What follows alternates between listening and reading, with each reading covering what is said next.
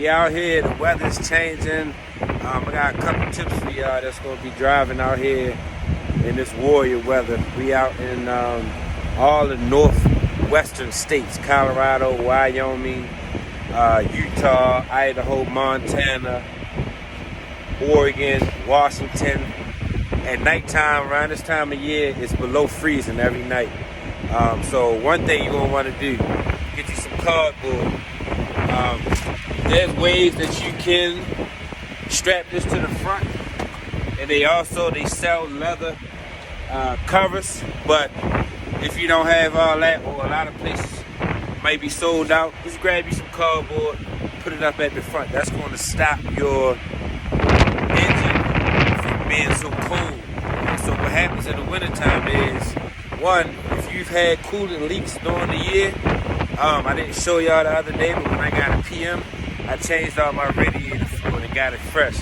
Because say you got a coolant leak and you're on the road, you may put a bottle of water in there, a gallon of water to even it out. And in the summertime, you can do that. You can actually run the whole truck off of water if the weather is right for, it's not recommended to do it for an extended amount of time, but you can do it. So I changed all my fluids out so it's not a lot of water in there.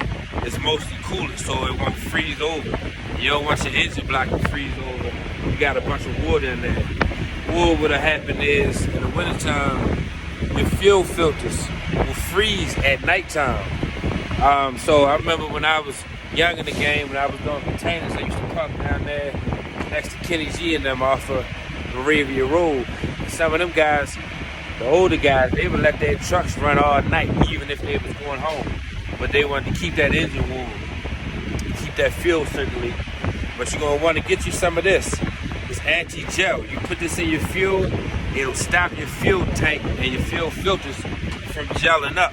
And if you didn't do that preventatively before you got a problem, if they do gel up, you can put some of this in there, pour it on your filters, pour it on your fuel tank. It'll kind of unfreeze them and give you a chance. Winter time, you're going to want to carry extra fuel filters, extra oil filters. Well, you should carry that anyway, but definitely in the wintertime. Because if you go somewhere, say you take a day or two off and it's freezing at night, you come back, the truck most likely not going to stop.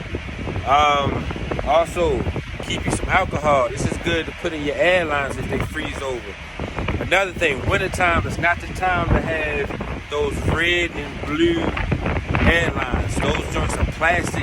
They will freeze and break like ice depending on where you at. So if you got them, keep them, run them until they gone. But if you get a chance, stop and get you some of the rubber joints. And also, I'm gonna show you a little solution I make, but I don't know if y'all can see it.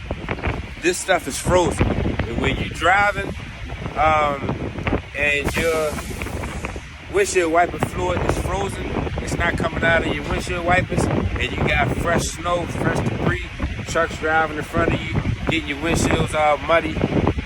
Even if your wipers are working, all it's doing is smearing that stuff. So I'm gonna show you a solution I make for that, as well as it's time of the year to change your solution that you put in there. This stuff is 35 degrees below. Anything under 32 degrees is freezing. So for the next week or so out here, it's going to be 16, 17 degrees at night. So it's going to be freezing.